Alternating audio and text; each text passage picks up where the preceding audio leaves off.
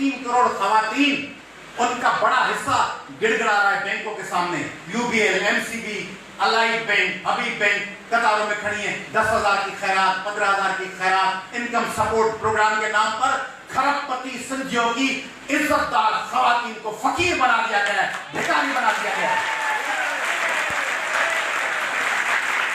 आप बैठे हैं इस्लामाबाद, लाहौर और कराची और क्लिफ्टन और डिफेंस पे, आप पिकनिकें कर रहे हैं, क्लिफ्टन और डिफेंस पे घूम रहे हैं, बहरिया टाउन में रह रहे हैं, और सिंध की करोड़ों औरतें, हमारी माएं बहनें भीख मांग रही हैं, लाठियां बरस रही हैं, खड़ी हैं, धूप पे लंबी लाइन है, वो कतारें बना के खड़ी हैं कि हमें खैरात के, जिनकी अपनी सरजमीन है, जिनकी सरजमीन से 72% गैस निकलता है, जिनकी सरजमीन से पाकिस्तान का 58% पेट्रोल निकलता है, जो पाकिस्तान के 70% टैक्स देते हैं, जिनके पास कराची और केटी बंदर जैसे डीप सी पोर्ट हैं, जिनके पास दुनिया का 6 नंबर सबसे बड़ा कोयले का जखीरा है, उस सिंध के गांव-गांव में लूट शेडिंग है।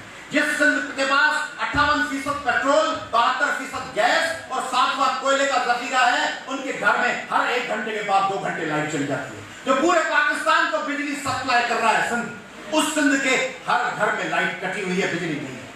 यह है फंडामेंटल राइट्स की वायलेशन। फ्रीडम ऑफ मूवमेंट बना दिया आपने।